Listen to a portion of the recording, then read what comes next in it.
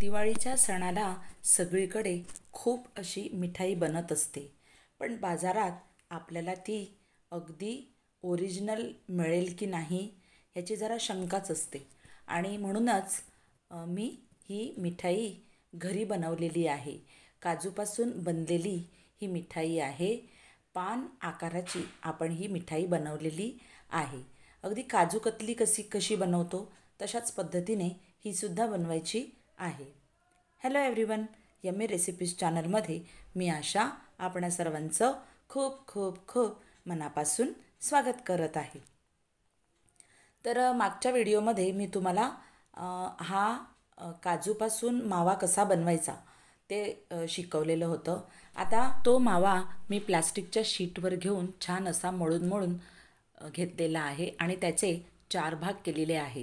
त्याचा एक भाग आता आपल्याला यूज करायचा आहे आणि 3 भाग मी बाजूला ठेवून देत आहे. आता हा एक भाग अजूनही आपल्याला एकदम स्मूथ करून घ्यायचा आहे. अशा पद्धतीने प्लास्टिकच्या शीटवर तुम्ही हा स्मूथ करून घेऊ शकता. आता हा स्मूथ झालेला आहे. यातला थोडासा भाग मी बाजूला काढते, कारण आपल्याला पान शेप द्यायचा आहे आणि त्याचं स्टफिंगसुद्धा बनवून घ्यायचं आहे. पिस्ते मी बारीक कापून घेतलेले आहेत. त्यात तो गोळा मी घातलेला आहे आणि त्यात लाल रंग मिक्स करूनसुद्धा घेत आहे. प्लस त्यात मी गुलकंदसुद्धा घालून घेणार आहे. तर गुलकंद घातलेला आहे मी, लाल कलर घालून ते मिक्स करून घेतलेला आहे. आता हा जो मावा आहे उरलेला, त्यात आपण हिरवा कलर घालून घेणार आहोत आणि तो छान असा हिरवा कलर एकजीव करून घेणार आहोत. कारण आपल्याला पान आकाराची करायची आहे, म्हणजे पान हे हिरवं असतं, म्हणून आपण हिरवा कलर यात टाकून घेतलेला आहे. आता हा डो किंवा हा जो मावा आहे तो व्यवस्थित मिक्स करून झालेला आहे. आता आपण काय करायचं आहे, ह्याची छान अशी एक पोळी लाटून घेऊया.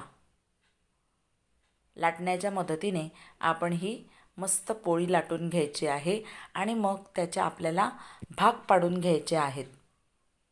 अगदी हलक्या हाताने आपण ही पोळी लाटून घ्यायची आहे. खूप पातळ नाही आणि खूप जाडसुद्धा ती ठेवायची नाही. मध्यम आकाराची आपल्याला ती पोळी ठेवायची आहे.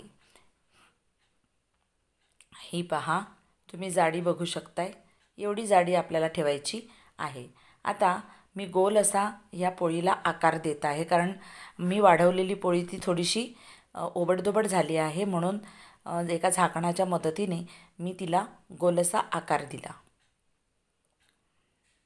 आता साईडचा भाग हा काढून घ्यायचा आहे आणि या गोलाकाराचे आपण 6 भाग बनवून घेत आहोत.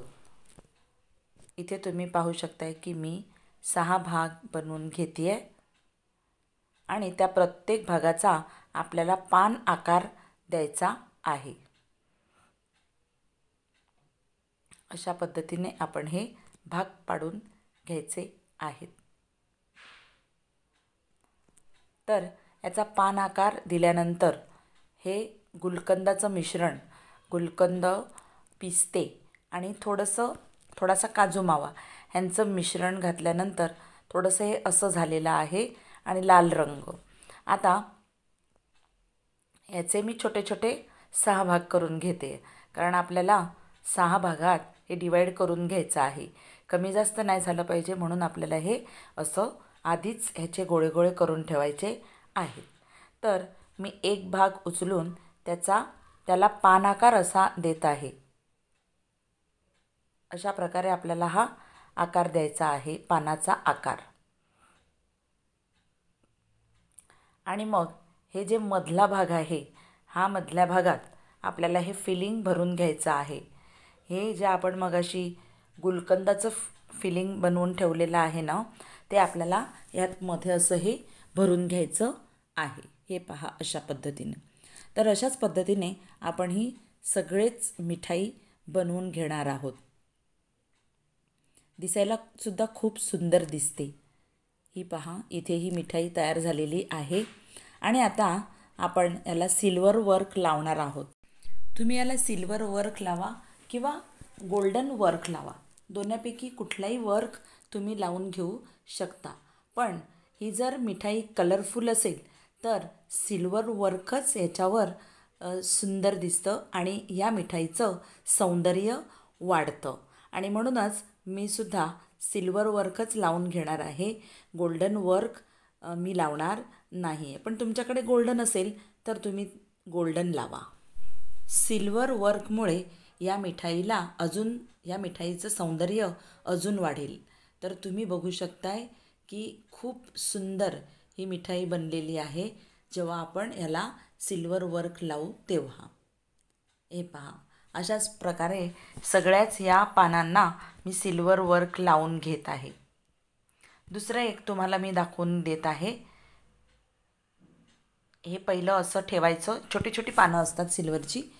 तर हे असं ठेवून मग कागदाच्याच मदतीने आपल्याला हे लावून घ्यायचं आहे. तर पान मिठाई इथे तयार झालेली आहे सर्व करून घेण्यासाठी. ही जर माझी रेसिपी आवडली असेल तर माझ्या या रेसिपीला लाईक करा, शेअर करा, कमेंट करा आणि सबस्क्राईब करा. मग आपण भेटूया पुढच्या अशाच एका सुंदर आणि खमंग व्हिडिओत. तोपर्यंत असंच छान छान रेसिपीज बनवत जा, खात राहा, मात्र स्वस्थ राहा. मग आपण भेटूया आता पुढच्या व्हिडिओत. तोपर्यंत बाय.